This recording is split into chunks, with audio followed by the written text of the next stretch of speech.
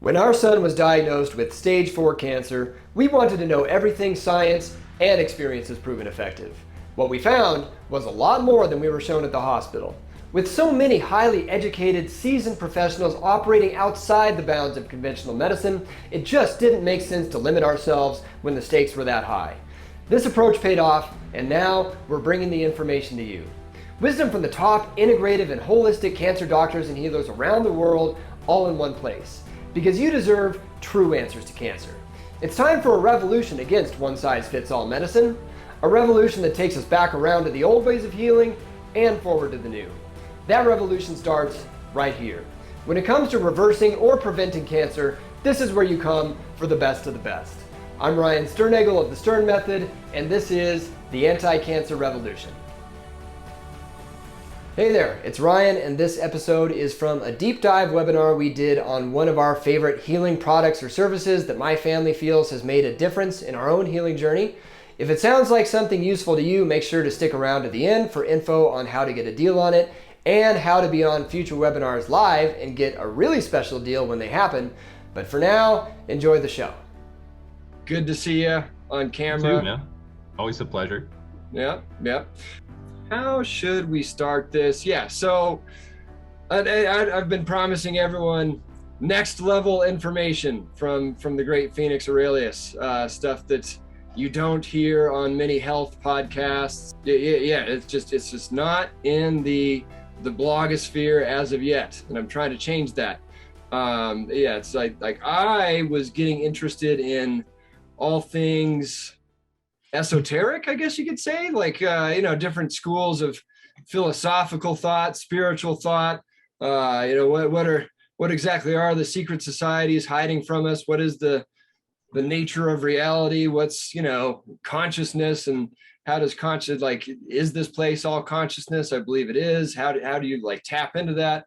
All these sorts of things, and I just wanted to know for my own. I want to know everything.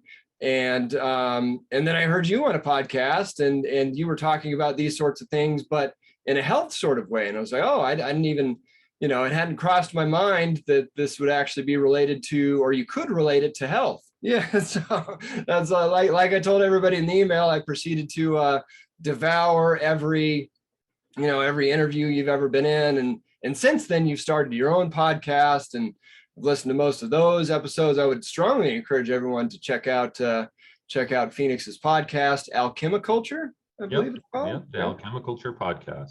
There you go. We're going to be talking about alchemy. We're going to be talking about spagyria. So, and again, it's, when we were discussing exactly, what do we talk about health-wise, we've got people with us concerned about cancer. Phoenix, you're not just an alchemist and a spagyricist and make your own tinctures and these sorts of things, and your own liposomal vitamin C and shilajit and all these products that sound like liposomal and shilajit folks are familiar with. Spagyric tinctures folks are not going to be that familiar with, but you're not just a formulator, I guess you could say.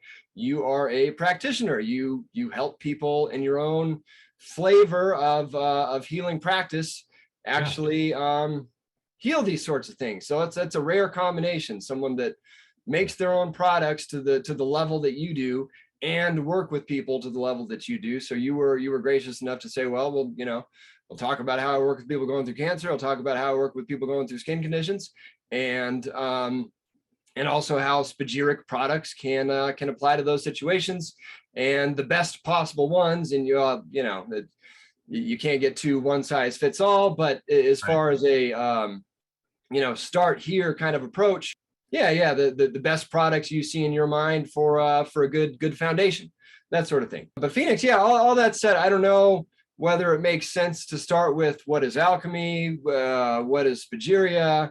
Why do you dress like a medieval wizard half the time I see you? Yeah, fair enough. That's usually the elephant in the room. So actually, that's so we've got our geodesic grow dome greenhouse, and we've got a pond with fish in there, and the purpose of the pond is absorbing the heat during the day and then letting it back out at night so we can grow year round, that sort of thing. And I got from listening to you, using aquazyme and spagyrizyme. Aquazyme is a kind of a powdery probiotic type thing that's, you know, meant for the water. And then spagyrizyme is your probiotic enzyme product. Yeah. And using that in the water. And I dumped a big scoop of aquazyme in there, and because you know the fish tank was, the fish pond I should say, was in bad shape. You couldn't see the fish in there, and I dumped that in, and then the whole thing just went like murky, and you could barely see the fish before, you couldn't see the fish after. And my wife, Teddy, said, if you and that wizard just killed all of our fish, you're in big trouble. Oh, I love it. And then, but then, you know, a day later, once everything settled out and the fish, the pond was like clear again, and all the fish were swimming around happy, she's been on Team Phoenix ever since. So good, Teddy. Yeah.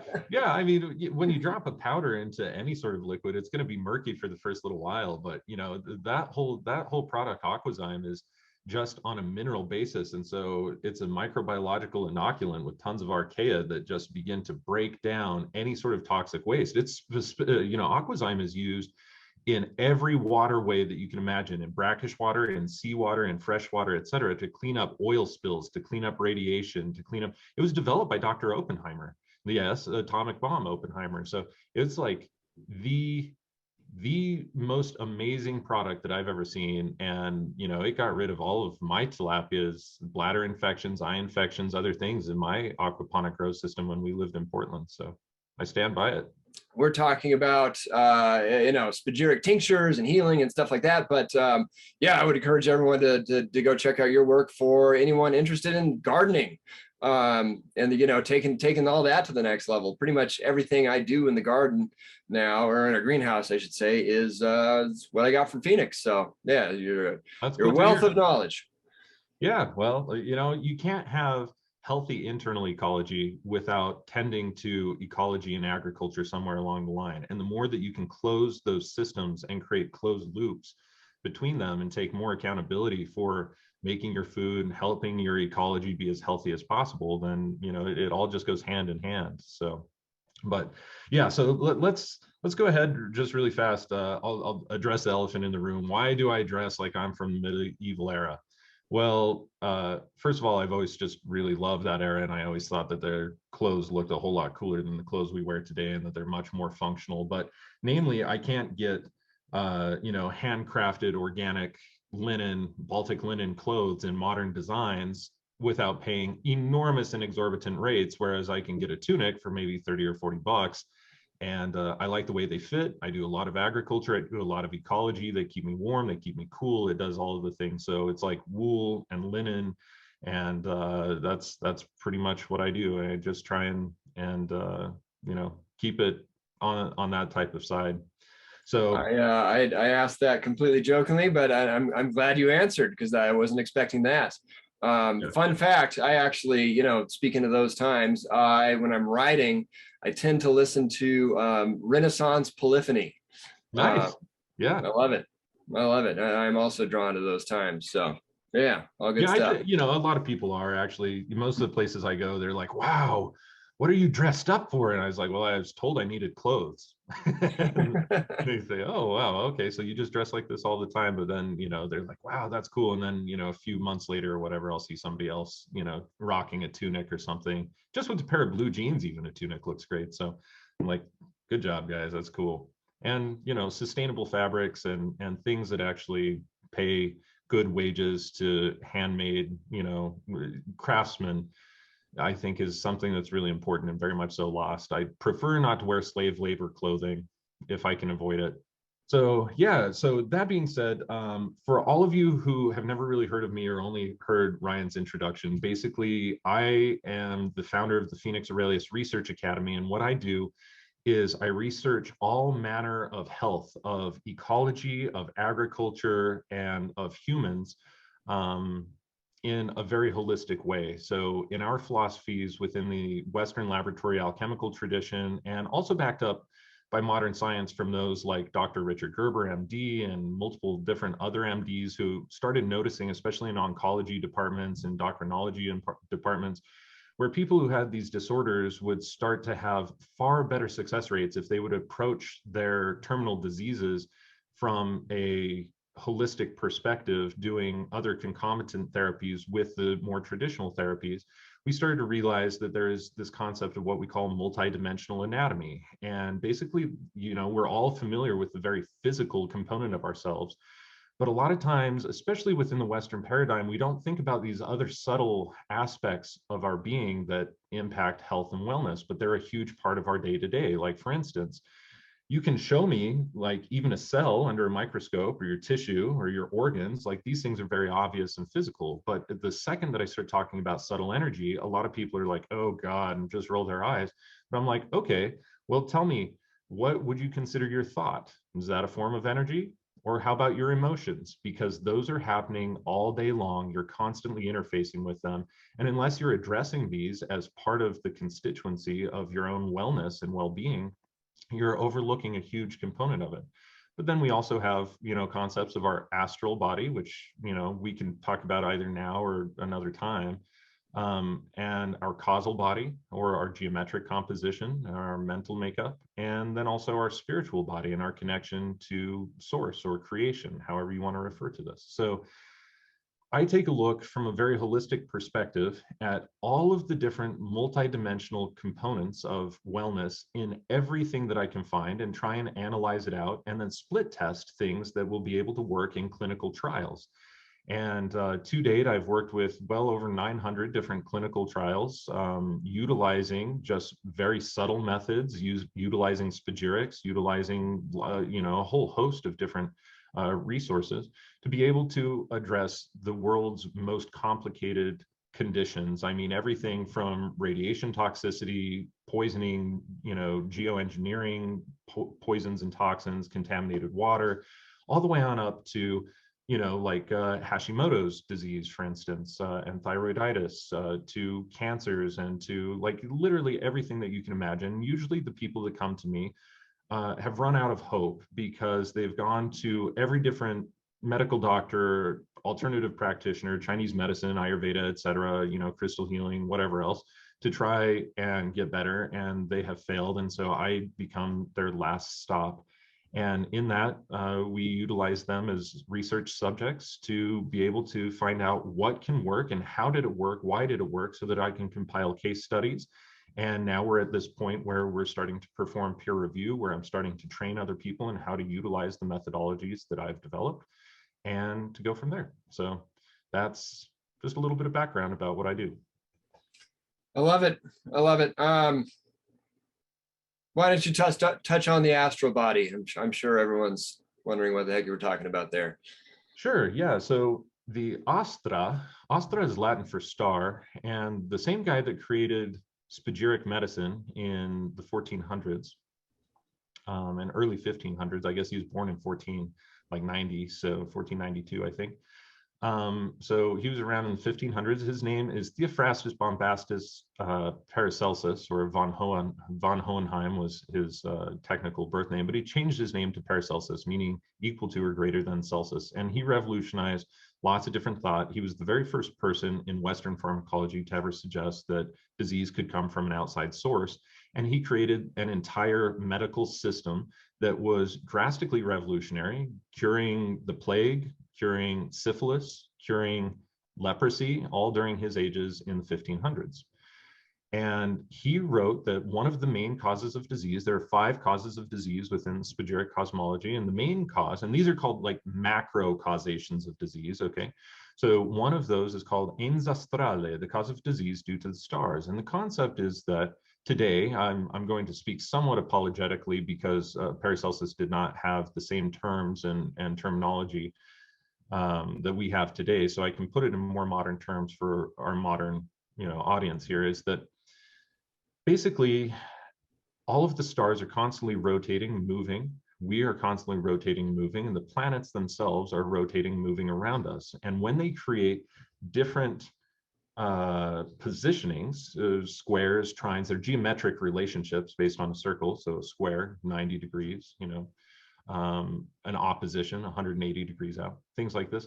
These planets can actually act upon us in a very unfavorable way. And I have hundreds and hundreds and hundreds of research studies that show that the #1 largest cause of disease is ancestrale, that everybody will get it at least once a year, sometimes more than that as well, depending on where the planets are at the time of their birth and where the planets move during the course of their lifetime.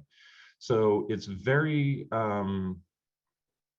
to the modern individual, we don't think of things in this term, but we have all of the pieces to think of it, that the planets all either have gravitational fields that are acting on the Earth's gravitation, or they have electromagnetic fields and or magnetospheres that are all working in synergy and playing upon the Earth's own magnetism, the Earth's own magnetic field and the electromagnetic field, and our magnetosphere, as well as our gravitational affinity and pull towards things.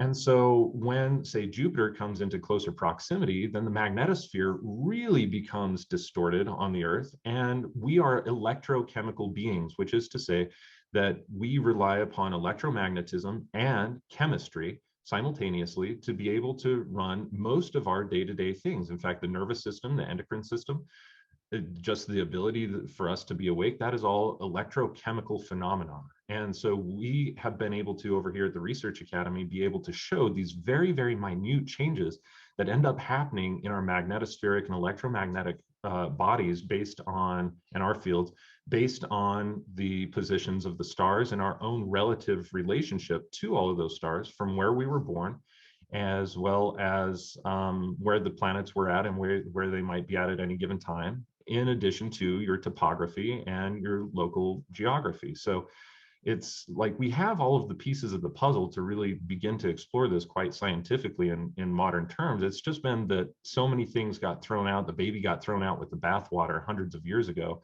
that we stopped looking at those things. But now is a perfect time because we do have the technology to look at and measure these types of fields and fluctuations and see how they impact our hormones and our neurotransmitters and just our day-to-day life in general. And so that's the basis behind our astral body, is that our astral body corresponds to the stars, and every organ is a microcosmic reflection of one of those stars, and that there are channels of energy, somewhat known as meridians, like in the traditional Chinese medicine, Taoist medicine, that allows flow throughout the entire body, that draws its energy from that meridian and then informs the physical structure how to form from there. So if the etheric energy isn't flowing, then the physical energy is not being informed properly through electromagnetism, and therefore cells behave wonky or weird. And in a lot of cases that can lead to cancers, but it can also lead to a wide variety of other things as well. I love it. Promised you guys next level information. That's a little taste. Yeah, speaking of Paracelsus, I wish my middle name was Bombastus. Yeah, Theophrastus Bombastus. What does he have? He has like 5 names. Theophrastus Bombastus,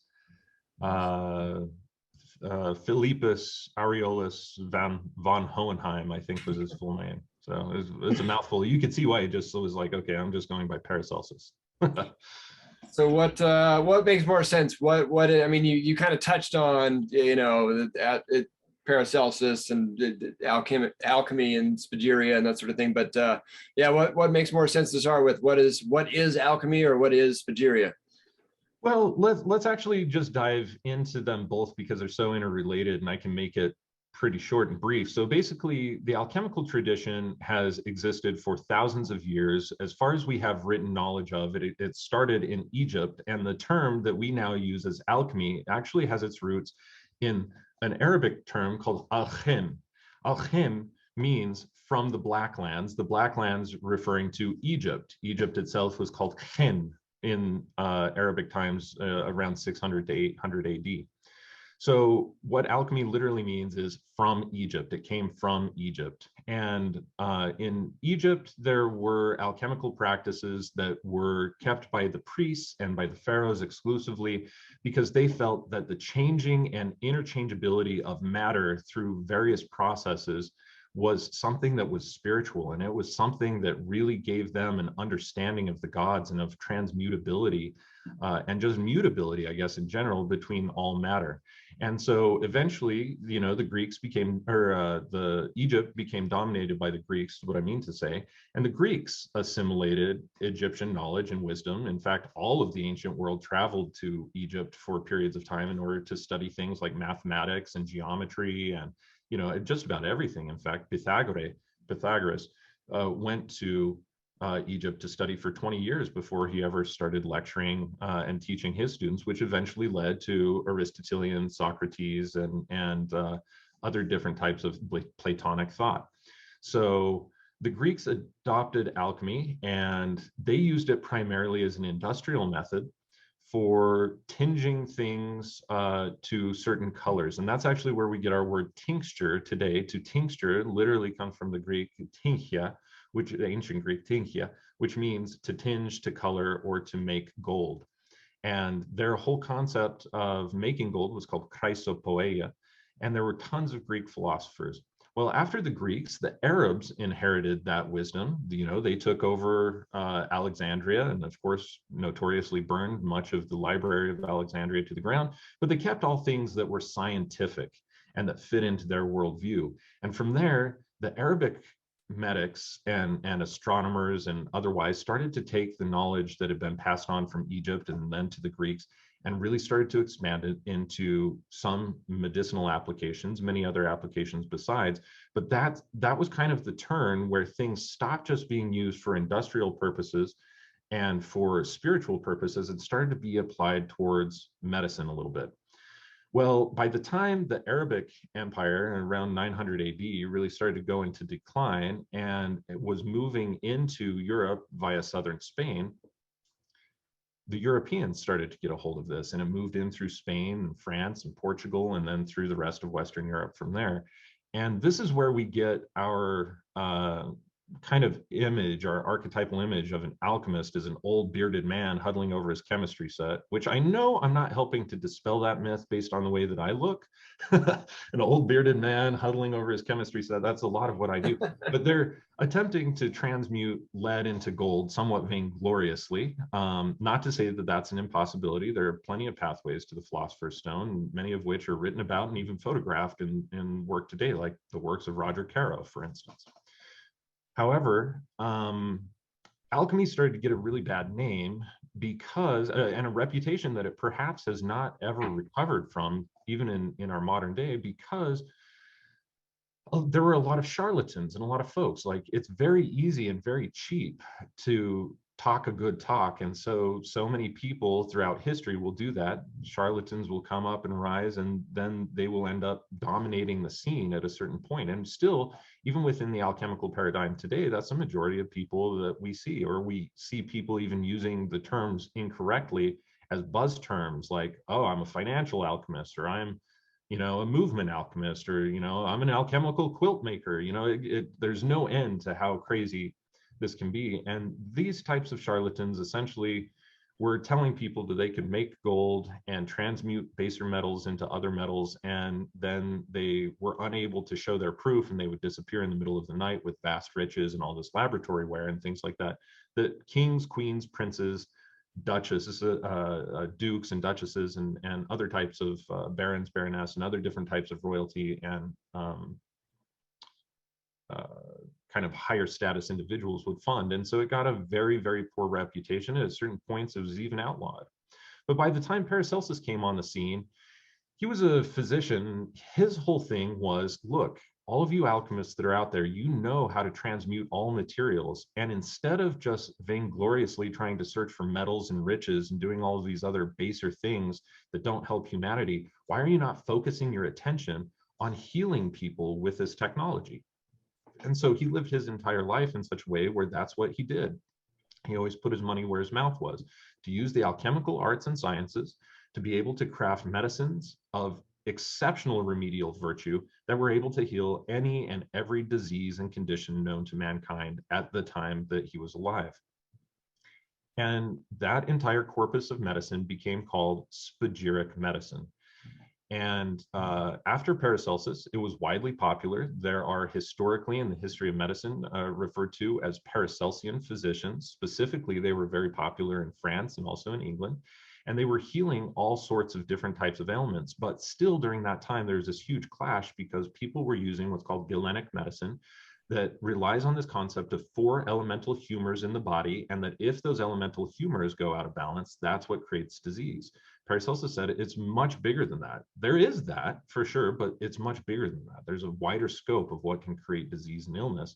And so he opened that up vastly, taught people how to fashion and create their own medicines using 100% natural materials that they can find, harvest, mine, extract themselves, and be able to cure these diseases. And so these Paracelsian physicians became very, very popular. And here in the United States, spagyric medicine became probably tantamount, actually, because a lot of individuals that were not siding with the Pope and were not Catholic, like i.e. a lot of the Protestant settlers and things like that to the Americas, really adopted spagyria because it was not papally approved. And so they really liked it. But eventually, other scientists ended up realizing during the scientific revolution, several hundred years after Paracelsus' death, that there are more elements than just fire, air, water, and earth, and more principles than just sulfur, mercury, and salt, which we would call soul, spirit, and body of things. And so what ended up happening was a scientific revolution where they started naming other elements. Fast forward a couple hundred years from the beginning of the scientific revolution, we're in this beautiful place again where we're beginning to see that the spirit and the soul of healing has really been taken out of medicine, and we focus so heavily just on the physiology of things and on the chemistry of things, which is great because that was the area that was probably lacking the most. And now comes this beautiful time to actually be able to recombine alchemical and spagyric cosmologies and theories with our modern day chemistry, anatomy, and physiology to be able to create a new iteration of completely holistic medicine. And that's basically brings us up to date, where modern spagyria is built upon the foundations Paracelsus created, uses alchemical techniques and methodologies that are able to transmute and exalt materials from the natural world in such a way that we can create items of profound remedial and pharmacological value, and then meeting it with modern day physiology and understanding of different causes of disease and things like that. Very good stuff. Yeah, Jim is saying they can make diamonds these days, so I'd imagine making gold is a high possibility as well. And I would imagine they're probably not using alchemy to make the diamonds that you get at like Zales in the mall or something like that. But yeah, so we're cost intensive. aside from the charlatans, I mean, were they actually like the real guys? Were they making gold?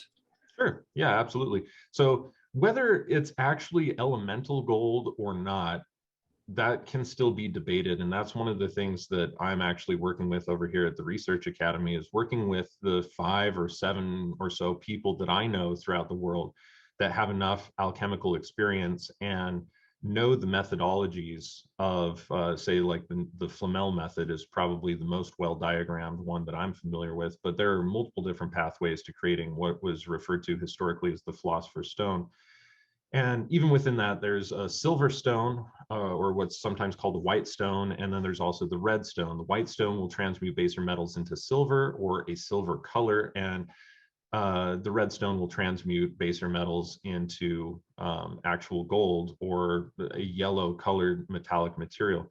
It is still up for debate. We don't have any definitive data as to whether we are just tinging the metals to such a degree that they are acting and behaving like gold and or silver, or whether that is something that is where it's actually undergoing an atomic transformation. I tend to kind of lean in the former camp, that we are tinging them and making them act and behave as if they were gold, and probably not going to see the atomic transmutations. But still, it stands to reason that when something looks like gold and acts like gold, for all intents and purposes, it may as well be called gold. We'll come to you the next time I'm looking for some gold, especially during these times. Could be. You Well, could I'll be tell you what, try and eat gold. It's not going to get you anywhere. Focus on your agriculture. That's an intrinsic value. Yeah. No, that is the before Ryder was diagnosed. That's we were getting all into prepping and preparing for the end of the world and all that stuff, and buying gold, and and now I'm less focused on gold, more focused on huge bags of rice and beans and Exactly. and growing my greenhouse. Yep. Well, yeah, that being said, questions on, anything Phoenix just said, go ahead and lay them out, folks. But yeah, and while that's happening, Phoenix, like I said, like you said, you've seen a ton of people with cancer, and you studied all this at a very holistic level. Let's start out with cancer, the immune system. What do you have to say about these things and what you've seen working with people? Yeah, so specifically, every different individual has entirely different causes of disease. Like I could take somebody that has, say basal cell carcinoma, even take 3 or 4 different people that were all diagnosed with that particular form of carcinoma, and then research and try and find out what is causing that in this particular individual's multidimensional anatomy, and it can be entirely different. And so, first of all, the thing always was, and this is a very Western type approach, is that there's blanket solutions, right? So you hear like, oh, CBD or hemp or cannabis is able to get rid of cancer, so let's make some Phoenix tears or some Rick Simpson oil or whatever and slap it on the cancer site, or try and take it internally in high doses and let's just see what happens. And for some people that may actually work, because the source of their disease might be what we call ens naturale, or the cause of disease due to natural factors. This is going to be, for instance, specifically with cancer, you're going to have your endocannabinoid system is not turning on and turning off the functions of things, perhaps, in the way that it properly should. So turning on cellular function, turning off cellular function, it's like the light switch is jammed into on position. And so cellular replication, mRNA replication, DNA replication, et cetera, they all continue to move in one particular direction where they're just spreading uncontrollably. That is technically the definition of cancer. So if that's the source of somebody's problem within ens naturale, then we can apply, say, anything that has a high level of cannabinoids. Rosemary, for instance, has a high level of cannabinoids too, but we can apply that, and many other plants besides, but we can apply things like hemp, for instance, to that individual, especially in a localized area or in a specific way that's going to match where they have it. Like, for instance, people with colorectal cancer, I don't know why they're not doing this sometimes, but instead of, like, they'll try and eat it instead of putting it up the keister. If you have colorectal cancer, you need to put that medicine directly where it's supposed to go. And so doing certain specially prepared, say colonics and other things like that are going to put the medicine directly into the colon would be a much better idea than just taking it by, orally and internally. But still, the idea is that if that was the source of their cancer, then that would end up getting rid of the cancer. But for somebody who, say, has ens astrale, ens spirituale, which is the cause of disease due to spirits, which is really, we can call them spirits, we can call them electromagnetic energies, we can call them electromagnetic phenomena. It really doesn't matter, however you want to label it. That's just the term that Paracelsus came up with, the ens spirituale. These create anomalies inside of the neuroendocrine systems, and therefore that causes all sorts of different types of problems within the individual themselves. And same thing with ens dei, when people do things that transgress their own conscience. So like if somebody's working a job that they absolutely hate, and their own inner voice is telling them that they hate this and that they need to do something different, but they don't, either through laziness or lack of willpower or lack of, feeling like they just can't for whatever reason, those things start to eat away at us, and they end up having a very negative reaction on us. So we have to identify what the root causes are and then address those root causes. And today, there are about 13% of the cases that I've ever worked on where I was never able to identify the total scope of what is wrong with an individual. And those are usually cases of ens naturale, where there's not enough scientific literature or information for me to draw upon to find out what is the case. Like, you know, for instance, there's so many different diseases where you try and find it out, and it's like, well, researchers don't really know what's going on or what the issue is. As long as we know what the issue is, and I can draw upon that peer-reviewed research and scientific data, I can, without a doubt, address just about any imbalance that there is with ens naturale.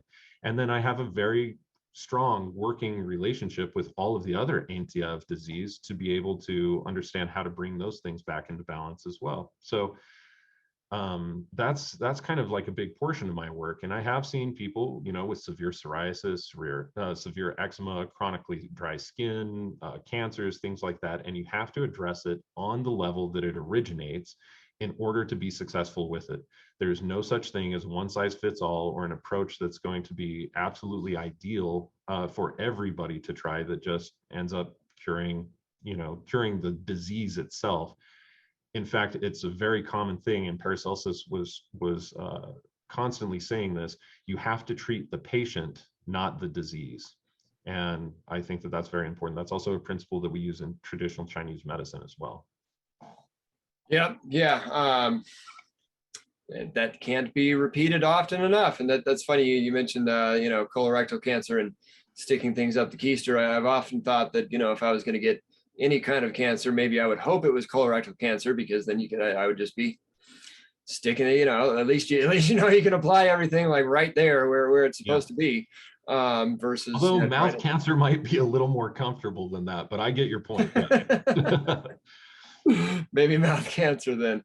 Yeah, but that be, and it's that I've been on this kick lately, but you talk about microcosm and macrocosm, and you just mentioned that example of what is it, was that spirituale, the ens dei, doing something that you shouldn't be doing, or that's not the right thing to be doing. That's the microcosmic level, is somebody getting a cancer or something like that because it's eating away at them. But it's also, that's what I've come to realize is kind of the macrocosmic reason that we're in the current situation we're in. Because if you're working for a tech company that's suppressing information, you're helping that tech company suppress information. If you're working for a government which is pretty much every government, that's attempting to take away people's rights, then you're helping take away people's rights. If you're working for a chemical company that's or like even a company that's using a lot of plastic, you're poisoning the world, you're helping poison the world, these sorts of things. And I'll just throw it out there for everybody: there's never been a better time to to find, so like everybody's looking for work right now. Everybody's looking for people that want to do like an honest day's work, and that includes there's a whole lot of companies that they're actually doing things the right way and doing things at a conscious level and that sort of thing. So if I just try I've been trying to mention that wherever I can, plug that is so important, especially for a modern ecology. But I've seen people who work for those companies and it doesn't transgress their conscience, because conscience is largely, are you aware of the issue? And so, just because you may be working for those companies, that in and of itself does not indicate that that would be a cause of disease for you. But it is one of those things that the more awareness we can develop around these things, and the more conscious we can become to create a better way for our world and for our people, inciting better forms of justice, better forms of ecology and health and wellness, then everybody will be a whole lot healthier as a result of that. So it's definitely the ideal goal to shoot for. Well, now I just made you aware, so sorry. Now you're aware, no excuses. I did promise everyone a product webinar, so we should probably get to products here at some point. But Judy was asking, this might be interesting. I don't know how, like, on the fly you can answer something like this, but we'll see what happens. Judy was asking, how can this was when you were talking about Astrale, how can a Pisces born C-section March 5th, 1939 in Omaha, Nebraska, with breast metastasized cancer mastectomy 11 years ago, no chemo, no radiation, be used with this modality? And then she's also asking if breast cancer in the left breast is related to over nurturing. So yeah, I don't know. That time frame, that coordinates, yeah, I don't know if you're able to do that on the fly or whatever. Sure. But Yeah, absolutely I am. So yeah, the basis is that we always start off like this. I first start at the very beginning, analyze the individual, find out whether it's ens astrale, ens naturale, ens veneni, which is the only one we haven't talked about so far. Ens veneni means cause of disease due to toxins and toxicology. Ens spirituale, cause of disease due to electromagnetic phenomena or toxicity in that regard. And then finally, ens dei and transgression of conscience. So if it tells me that it is ens astrale, that's where your birth time would be important. And technically, I have shown that the traditional astrology is completely bunk. That what we call Western tropical astrology has absolutely no dynamic interplay whatsoever to the health issues of an individual. And I have been trained and I have run in extensive research studies on this with over 80 different clinical trials to be able to see the difference between different forms of astrology. The only form of astrology that really works is actually what I would refer to as astronomology, which I create an astronomological calendar just for people who are interested in this based on all of our research studies. One of the multiple things that I do is chart the planets and work with astronomy. And so I would have to cast an entirely new chart that actually takes into account all 13 of the constellations as they actually appear with their size in the sky. So Aries is a much smaller constellation than is Taurus, which is a much smaller constellation than is both Pisces and Virgo. Libra is this tiny little constellation. Ophiuchus is and Scorpio and Ophiuchus are really tiny constellations. And so you have to take into account the actual size of the constellation and all of those things in order to understand where the planets are at. But it's moreover, even beyond the constellations and stuff, it's a relationship between where the planets are at the time of your birth and where they are at the time that a disease started. That's called an horary chart. And so we would have to compare that. So yes, if your cause of disease was astronomical or due to ens astrale, then I would be able to calculate that, find that out just simply by the date when you fell ill or when you first started to develop symptoms versus your birth chart. And so oftentimes the way that it is, like for instance, I saw this huge issue with what we call ens astrale Mars, where the position of Mars was in an unfavorable position for everybody that I had seen who had developed during this COVID-19 mess the last couple of years, hemoglobinemia, where they simply were not able to actually have enough hemoglobin to carry oxygen through their body, and thus they had to be put on respirators and tubulated and other things like this. Ens astrale Mars deals with iron. And so if there is not enough bioavailable iron in the blood, your body can actually be able to produce, and you also need B12 as well, and B9 to a certain degree, but you need to be able to have these things bioavailable in order to be able to form in the blood. And if there is an astral blockage of that, like we talked about, kind of things precipitate from spiritual dimension, unity, to causal dimension, geometrical makeup, to mental, and then astral, which involves your emotional and your etheric state, and then finally your physical. And so if there are astral blockages, then that ends up preventing everything downstream from forming properly. So you could be eating iron, heme iron, non-heme iron, it really doesn't matter. You could be eating and consuming all of the right things on a diet and lifestyle type of way and still develop the problems that are associated with hemoglobinemia. And I've seen this time after time after time again. And so a lot of times we'd be able to balance out that ens astrale Mars issue. And within 24 hours, that individual no longer needed respirator. Their oxygen levels shot up. And we were seeing that the iron that was floating around in their blood, and that's why blood tests are actually so deceptive these days. You can have tons of iron in your blood and the doctors will draw your blood, take a sample and say, no, there's plenty of iron there, but is it bioavailable? Is it actually being used? And that's the main thing that we have to look at. So yeah, it needs to be addressed on a case-by-case basis there, Judy. But yes, absolutely, this modality can be used. And I'm no longer at a point where I am doing this for other people because the request, literally, I have a 17-year waiting list right now. I started practicing 4 years ago, and we were taking on as many clients as we possibly could. And we told people, write into us, we'll put you on a waiting list. There's no way, if I handled 400 clients a year, I would still have a 17-year wait. So I can't do this alone. So what I'm now doing is taking it upon myself to teach other people how to utilize the same technologies, the same methodologies that I do to be able to address these things. So stay tuned to my work if you're interested in that, because we'll be teaching this work before long. I love it. Yeah, so that'd be diving into the products. I guess a good place to start would be, you know, I talked about in my email your spagyric process, and you've kind of alluded to it already, but how you're breaking different plants and herbs and these sorts of things down and then recombining them. Yeah, can you speak to that process a bit, and then we'll go into the specific specific products you like for these conditions? Yeah. So there are hundreds and hundreds and hundreds of items of pharmacopoeia that we can make within spagyric medicine. But probably the easiest one, and the ones that we produce the most frequently because they are the easiest and they're also the most affordable as a result of that, are what are referred to as spagyric tinctures.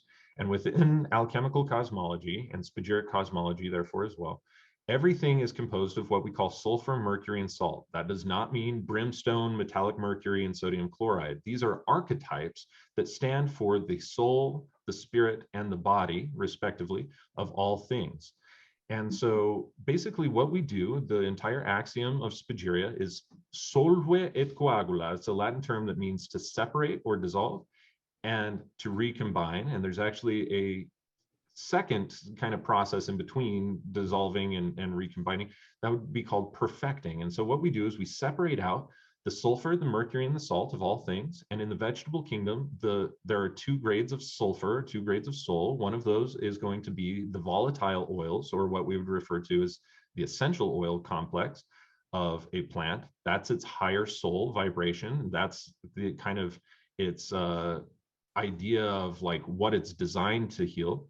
And then there's fixed sulfur, and that would be like a plant extract. So any of you who've ever taken powdered extracts of herbs or even liquid extracts of herbs or made a tincture, what makes that tincture colored or that extract colored is actually the fixed sulfur of the plant. So we have volatile sulfur and fixed sulfur as the sulfur components that we have to separate out and recombine at a certain point.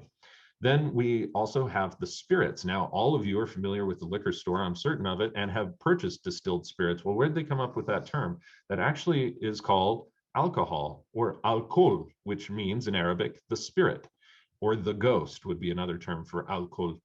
And basically what we do is we take an herb and we ferment it.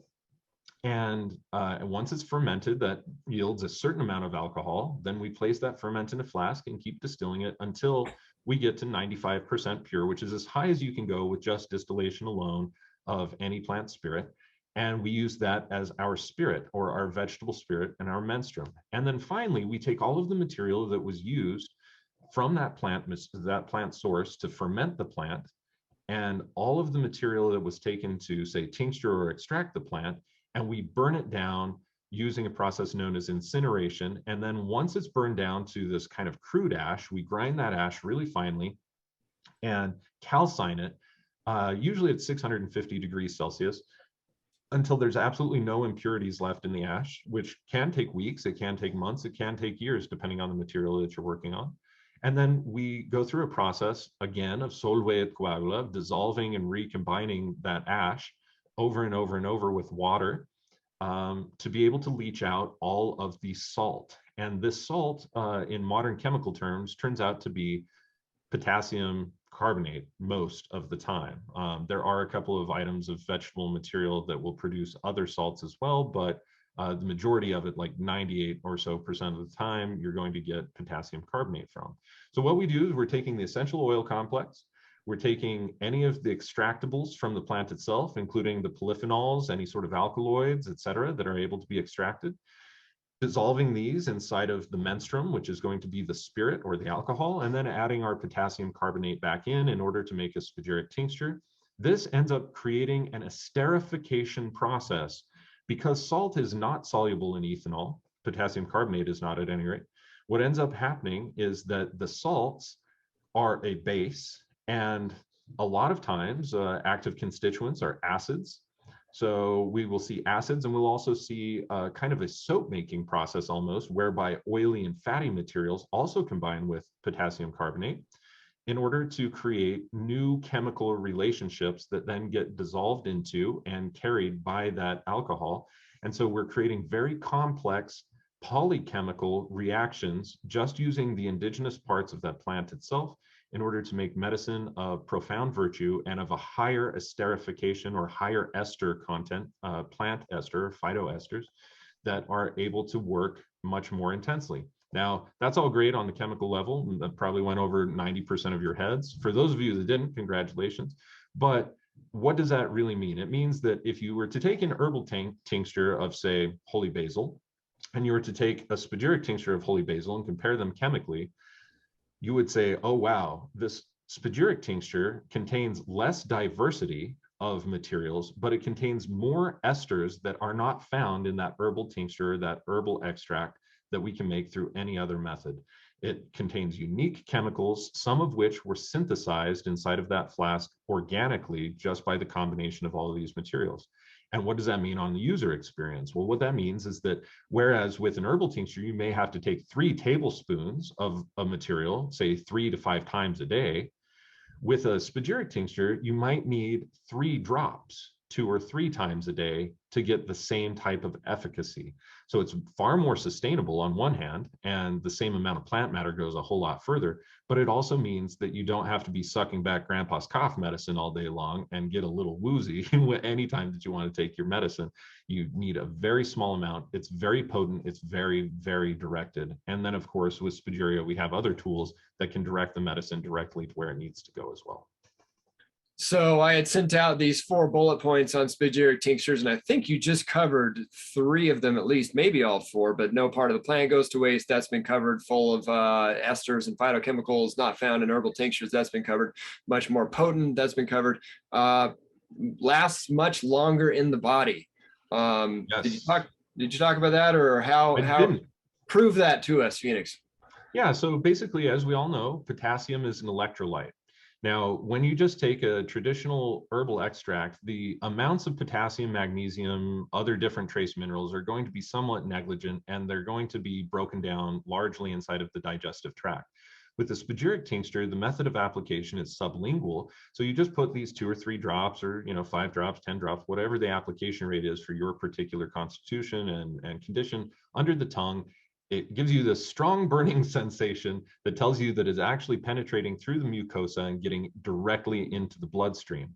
Once it's into the bloodstream, now you have potassium ions from the potassium carbonate reactions that were happening inside of the spagyric tincture that are able to bind to this medicine and carry it through the bloodstream for a much greater length of time, up to 24 hours, in fact, as opposed to, with most herbal medicines, 2 or 3 hours, because most of it is destroyed again by stomach acid and then has to go through the intestines, and it's a very slow absorption process. With Spagyria, you get a much faster, much more direct, directly into the bloodstream application that is then able to last for significantly longer by binding to that potassium ion, acting as an electrolyte, and therefore circulated throughout all of the organs and all of the systems of the body.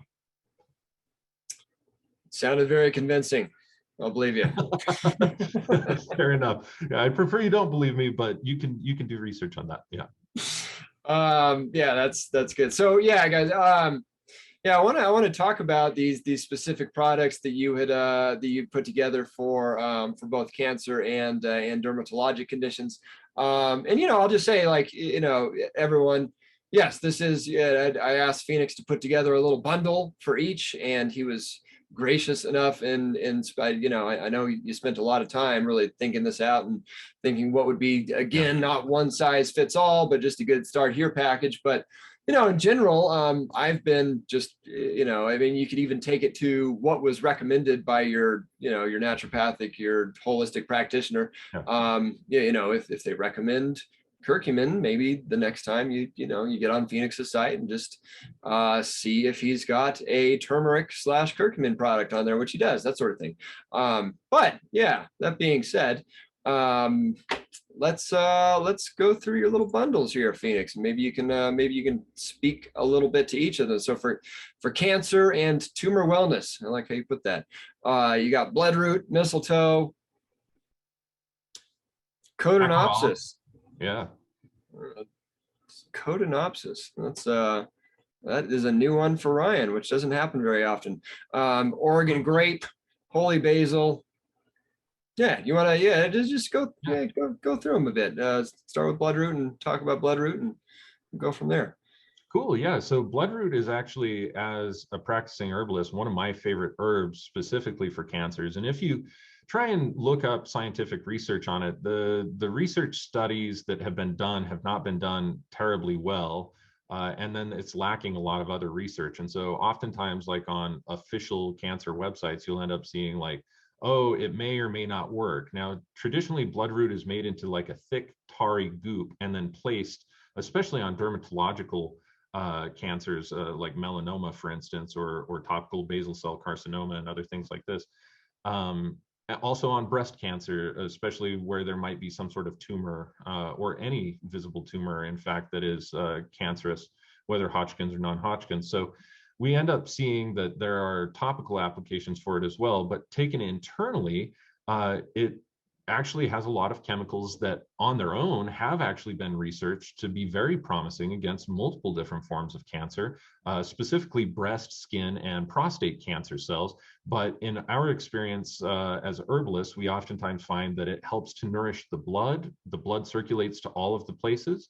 And as long as this material is within the blood, sanguinarine, colethrine, and berberine, all of these have great anti-cancer activities. And so bloodroot spagyric tincture is one of the ones where there are actually more chemicals that get biosynthesized through the spagyric process than what we even have names for today in modern chemistry. So there are entirely new chemicals that have not yet been named that are able to have a pretty strong effect. And so in all of the cancer patients that I have seen that are also my research wellness clients, we've been able to find out that when they take bloodroot, they have a much higher statistical chance of overcoming the cancer because it helps to nourish the blood and be able to move the blood in such a way that we're able to overcome it. So we found that it's really good for leukemia as well, and especially diseases based on leukemia that oftentimes metastasize into bone marrow as well. So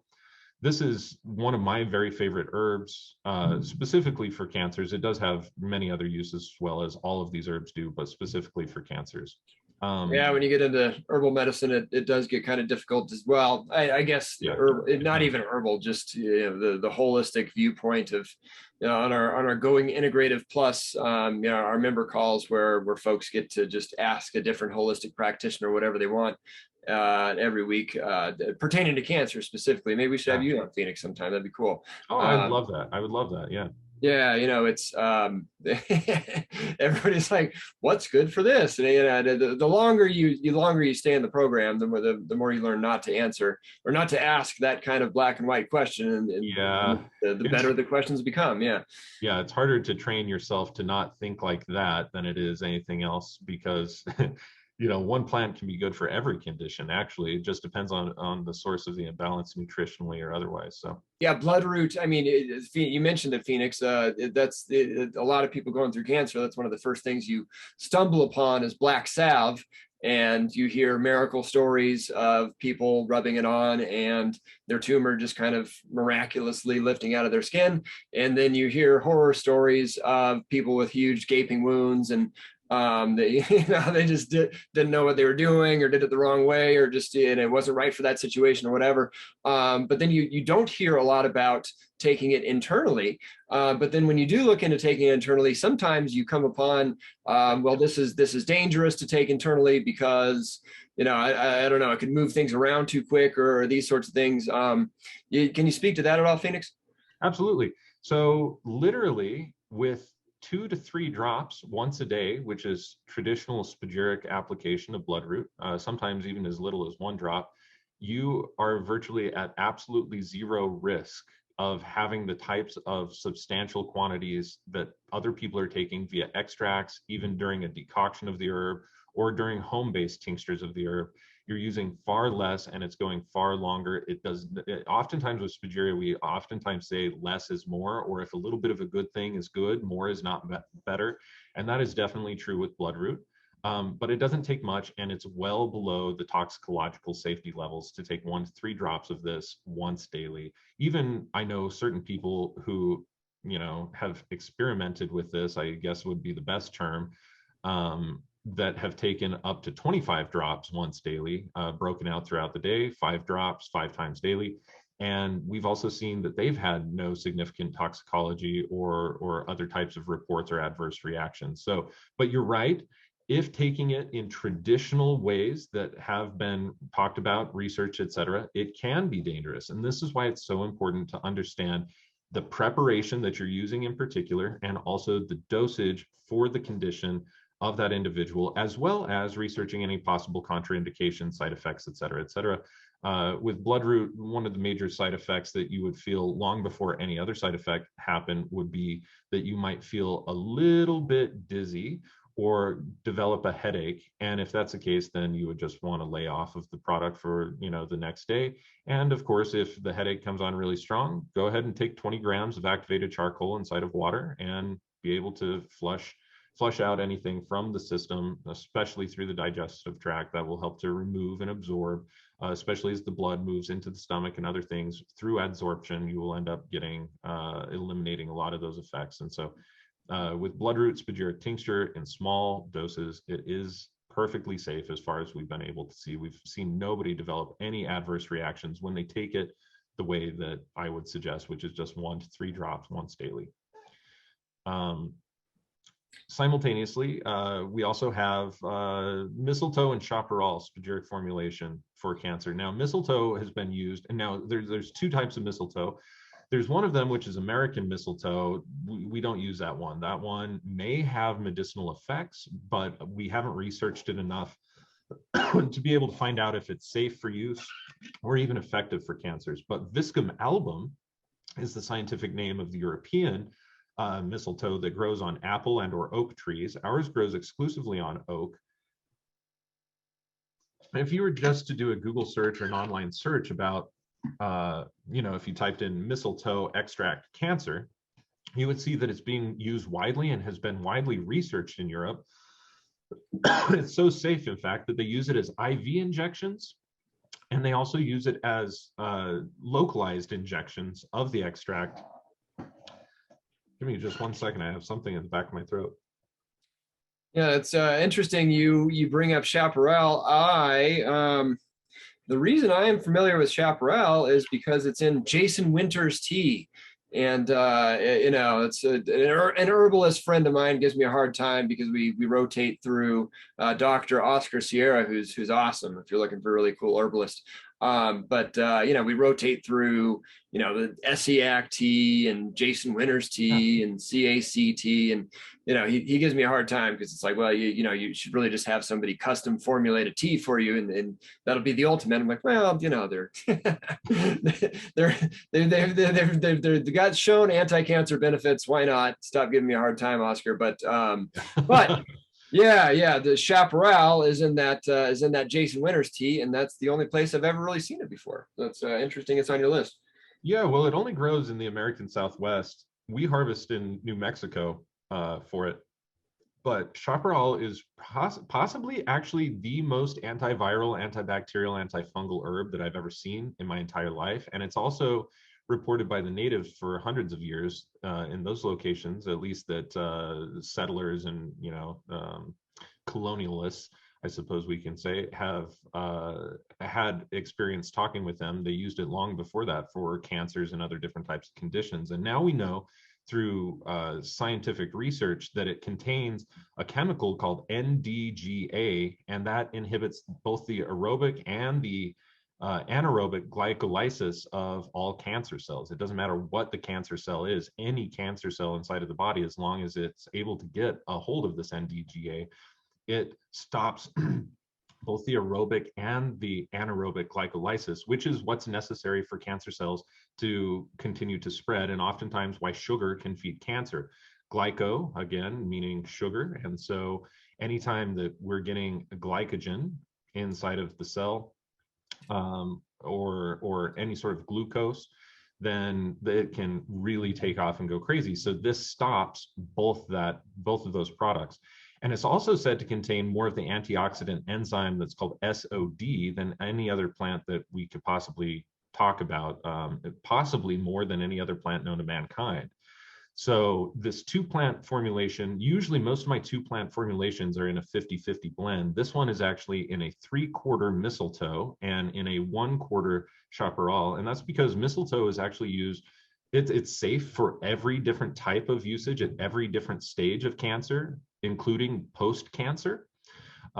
So I think that that's really cool. The post-cancer prophylaxis and relapse potential is significantly inhibited by mistletoe. And mistletoe is also used to treat nausea and negative effects too of both like nausea, lack of appetite, sleeplessness, anxiety, all these different types of things caused by traditional chemo and radiation therapies. So this blend combines both mistletoe and chaparral, and it ends up really giving it the 1-2 to any and all cancer cells that are in the body, indiscriminate. A miracle thing about mistletoe is that it works on every histological type of cancer, every single one: sarcoma, carcinoma, melanoma, leukemia, etc. It really does not discriminate. It's effective on all of those, and it's effective on every site of the body too. So it doesn't matter whether it's breast cancer, prostate cancer, lung cancer, brain cancer, etc.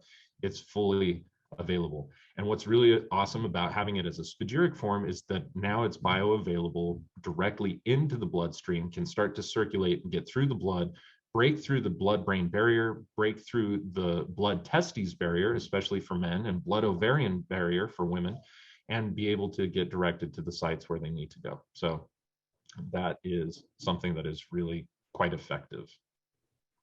I love it. Yeah, and I was starting to paste all of this stuff that you sent me into the chat, and then I realized, well, maybe I should have asked you if I should have done this first, but I already did it. So there you go. But yeah, no, that's fine. All of this can be found just through searching out just online some of this information. Well, yeah, no, I was going to say that G doc you sent me. I just I let everyone just get into that so they can have it afterwards to review, because you got a lot of information in here that you're not even talking about. Codonopsis. Codonopsis. I'm glad that we're talking about this, because you mentioned that this is one that you've not run across. So in traditional Chinese medicine, Codonopsis is known as dangxun, and this is an herb that has been used for a long time, sometimes referred to as a poor man's ginseng. In fact, multiple different herbs have been referred to as poor man's ginseng, including gynostemma as well. But dangxun is really quite amazing because it nourishes the blood and all of the vital fluids. And so many times, a lot of the cancers that we see from a TCM perspective or a traditional Chinese medicine perspective actually are due to blood deficiencies. This is especially true if the person's cause is due to ens naturale. We end up seeing that the spleen is untonified and unable to handle dampness, and that dampness would be not just water metabolism that we would see, but it's also like fat cells, excess fat cell. And so we see an enlargement of the spleen, enlargement of the liver, poor filtration of blood as a result of that. The kidneys oftentimes get hurt as a result, because you have 3 main blood filtering organs in your body. You have liver, you have kidneys, you have spleen. And spleen also filters lymph, right? And this is where lymphocytes are oftentimes, it's like a major center for the production of lymphocytes or white blood cells. So when the spleen, when the liver, when the kidneys are in any way out of balance, oftentimes it has to do with blood deficiencies, either deficiencies of the minerals and the nutrients, which we would refer to as a yin deficiency, or also of the functionality of those organs themselves as a result of yin deficiencies, which we would call a yang deficiency. So mineralization, structure would all be considered yin, function would all be considered yang. And oftentimes these two balances within TCM are thrown way out of balance. And this comes down to blood nourishment, which comes down to your ability to filter blood properly with these 3 things. So what ends up happening with this is not only does it nourish the blood and help very significantly, but it can help to restore the balance of both white blood cells and red blood cells, either or both, depending on the individual. It's very adaptogenic in this way.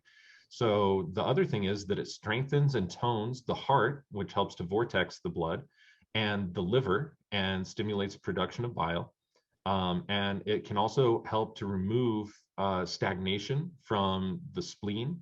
And it overall just increases the amount of stamina, alertness, rejuvenates the entire body, reduces stress, and stimulates a healthy appetite. It's very good for people who are undergoing chemotherapy and or radiotherapy or radiation therapy as a result, but it's good for anybody with any condition, even those that want to prevent cancer, not just those that are looking to address or to try and treat their cancer as well. So Dongxun is absolutely critical, or what we call by its scientific name, Codonopsis, is a very important herb to have in any cancer regimen. I would never be caught without that one if I were addressing any form of ens naturale for cancer clients at all.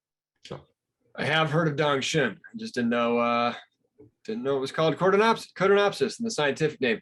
Yeah, and this is great, Phoenix. Yeah, I mean, obviously, no one size fits all. You know, find your root cause, clean up your life, all that stuff.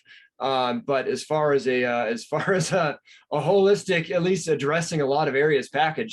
Now I'm trying to figure out what was next. Was it Oregon grape? Yeah, Oregon grape. So Oregon grape has been used to stimulate healthy liver function for a very long time. We use that just about any time anybody has liver problems, but it's also very antibacterial, very antifungal, and very antiviral.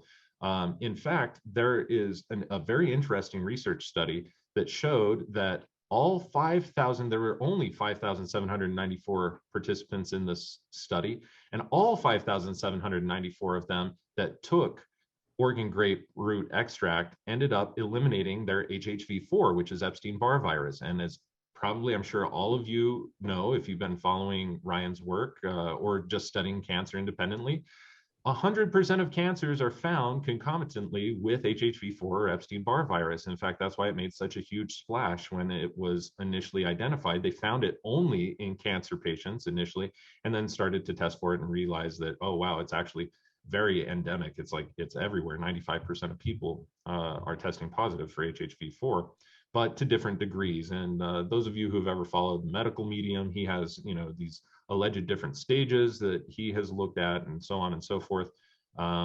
We can verify over here the veracity of his work through our own independent research. But just drink celery juice and everything will be fine. Yeah. Yeah, exactly.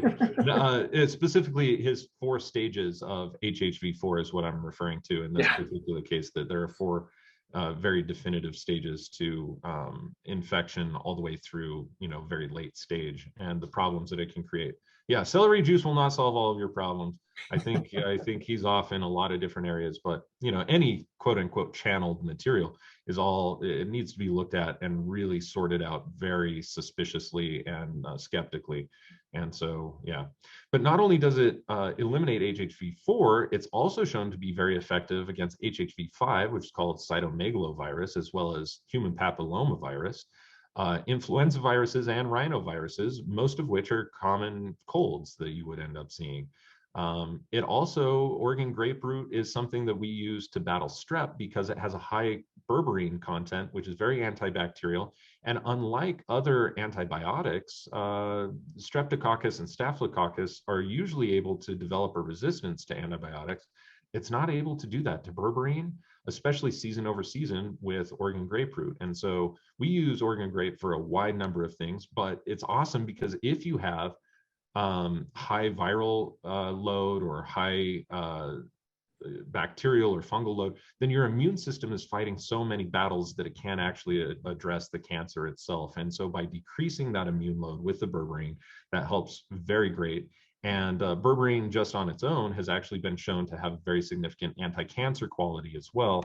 All of the methods and mechanisms of that may not necessarily be fully understood at this time, but we do know that it is very aggressively anti-cancerous. So Oregon grape root is one of those great things. It contains berberine.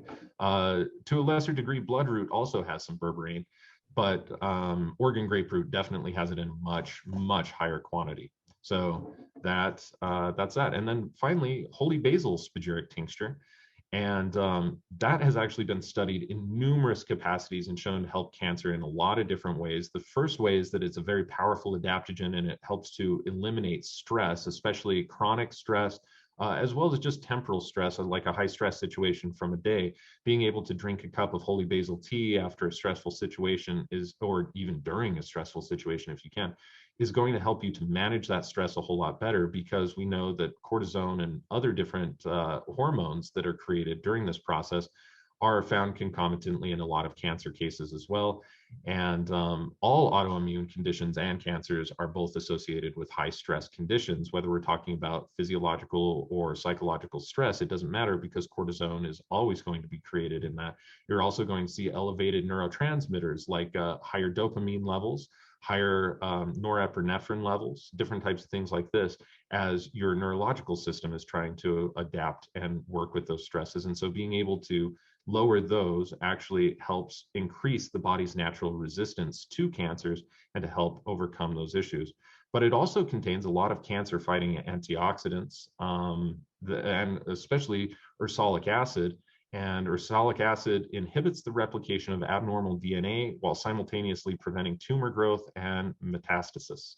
So this is probably one of the most important ones. Now, basil also contains just standard edible basil, like Genovese basil or whatever, does contain ursolic acid as well, but holy basil contains a higher concentration of ursolic acid, and it also has that adaptogenic quality, which is really awesome. It also contains a wide number of other different minerals and phytonutrients that are good to basically help to eliminate cancer, to nutrientize the body, to be able to give it the best chance of fighting off cancer.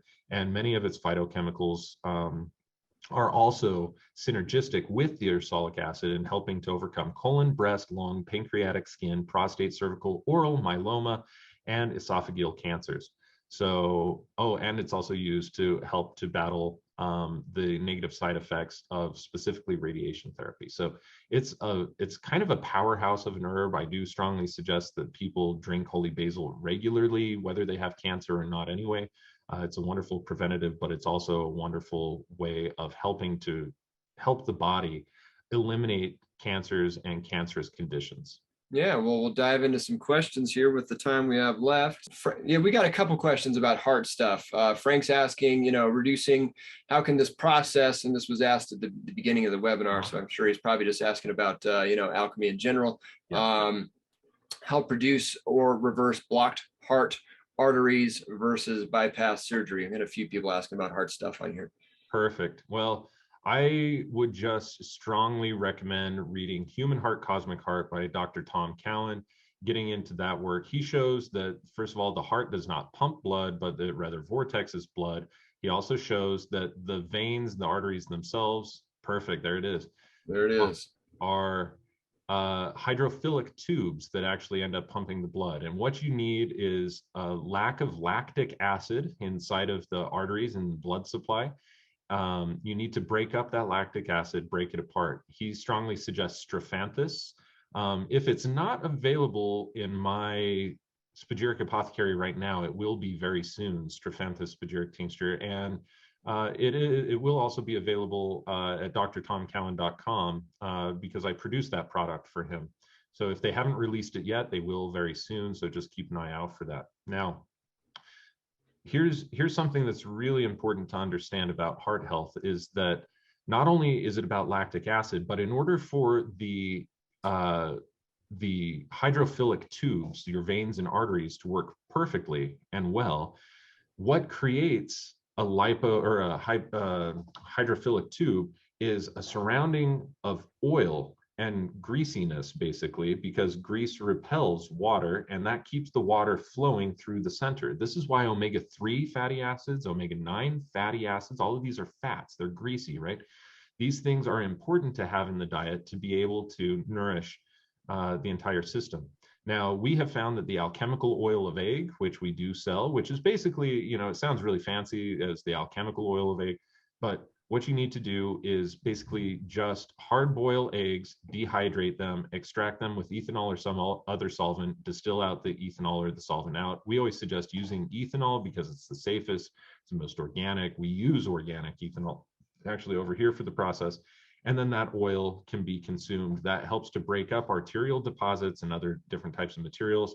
It has already been patented in Europe by Dr. Nawrocki, who was a student of Frater Albertus, who ran the largest alchemical school in the entire world for over 500 years, right here in Salt Lake City, of whose tradition I am a part of. He is now dead. He died in 1984, but he ran the Paracelsus Research Society, and many of us still operate and work in his style of alchemical work. And so that is something that has scientific research and clinical studies done behind it in Europe, and it is good. So those two products, spagyric tincture of strophanthus seed, which is known as Strophanthus gratus, and I'm like 99% certain that even if they don't have their spagyric release, that they do have an extract of it at drtomcowan.com, and probably a powdered extract of it as well, which would be the next best things to take in the meantime, as well as the alchemical oil of egg.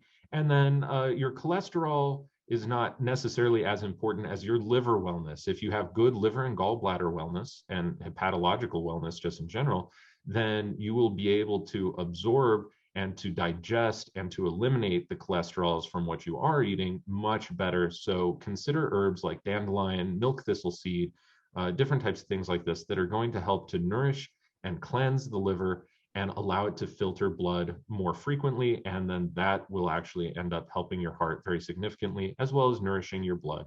And if you have other problems like ancestrale sol that contribute to heart health, then that is a matter that you would need to contact me or some other practitioner for. I love it. Luis is asking, or asked earlier on, anything to add on prostate cancer specifically? Yeah, prostate cancer. That can happen for a wide number of reasons. I see it most often being a concomitant thing with what's called ancestrale Pluto. And Pluto is one of the slowest moving of all of the astronomical bodies. There are a few outer lying comets or space debris in our solar system that are further out, but it is one of the farthest. And so it stays around for a long time. And anytime that it's at a square or in opposition to the natal position of that individual, that's what oftentimes ends up creating sexual dysfunction, including many testicular cancers and other different types of things, if the cause of that person's disease is in fact ancestrale Pluto. But that is the number one thing that I have seen the most of. That being said, diet and supplementation for that is going to look like saw palmetto berry, as well as nettle root and tribulus.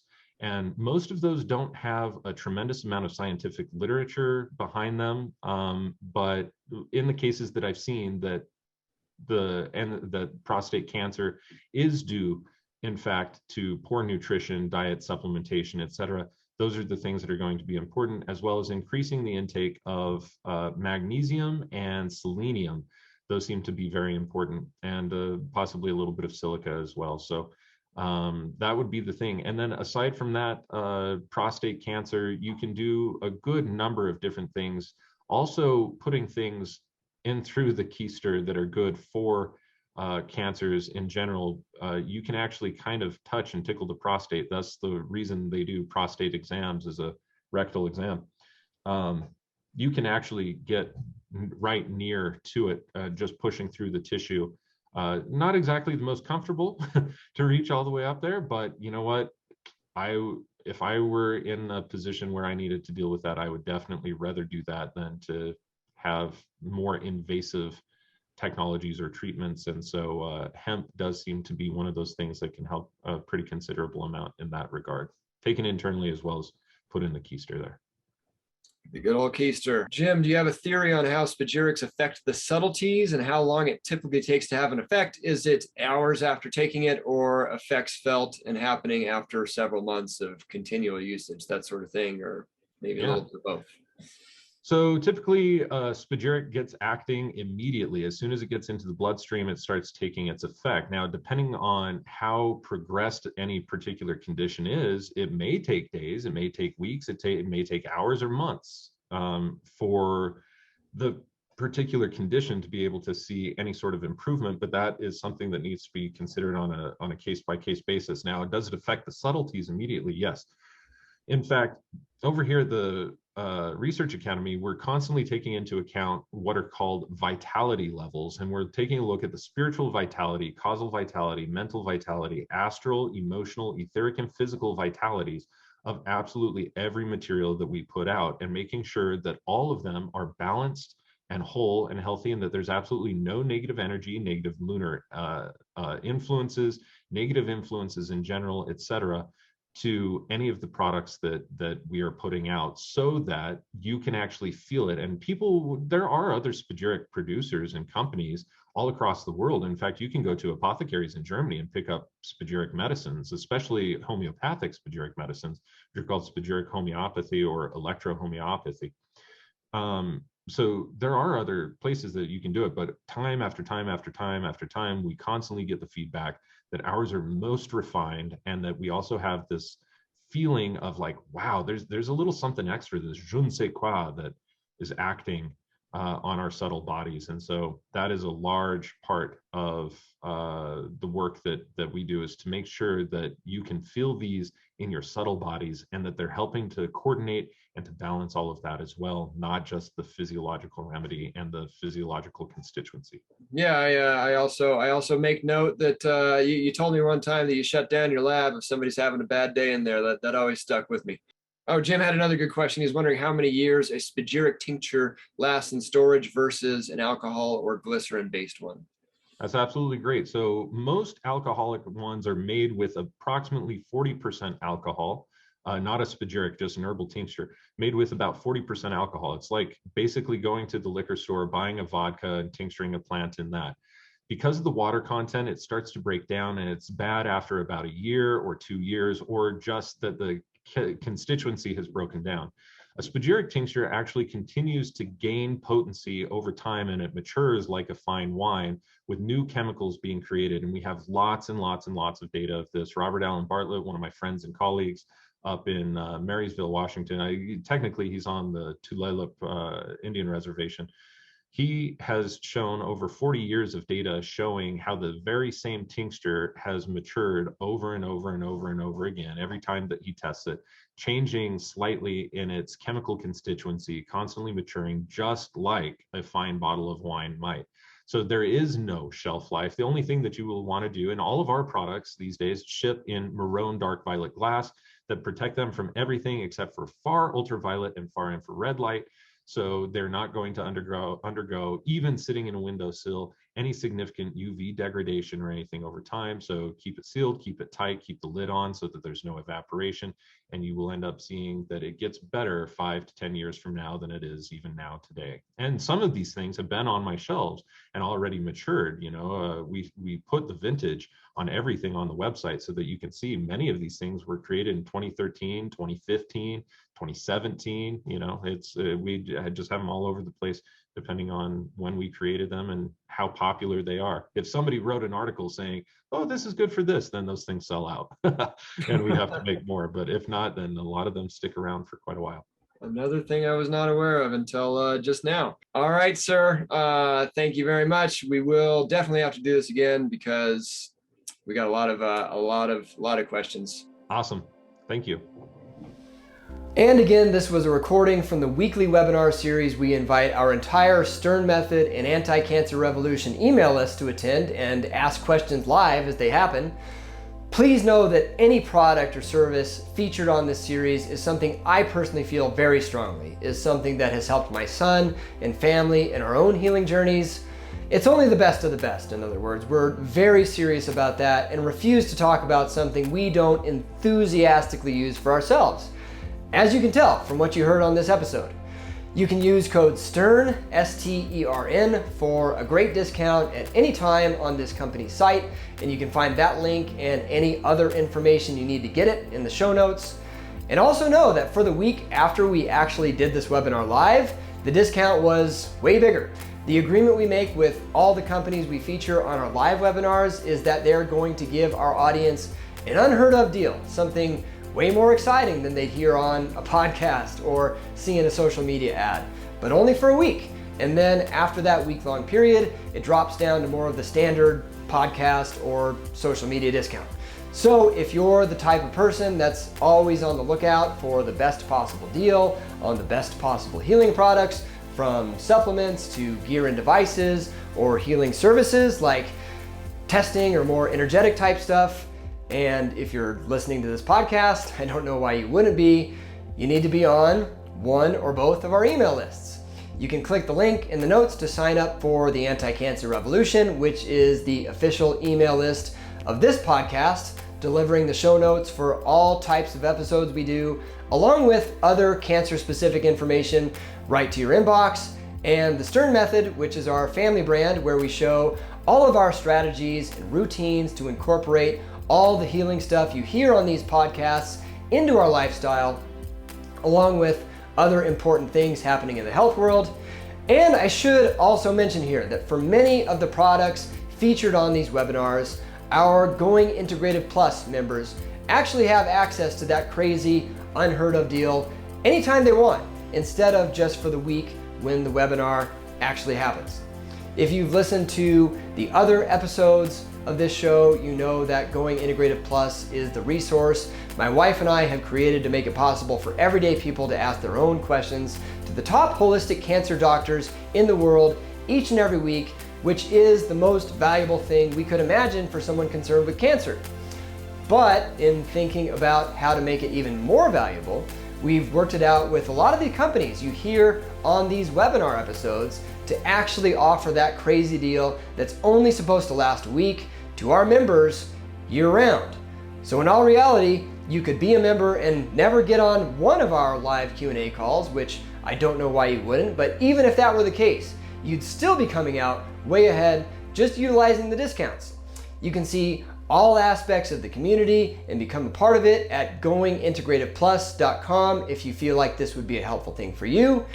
And as always, remember, if you're going through cancer or anything else you'd rather not be, just keep going. God bless and Godspeed, and we'll see you on the next one.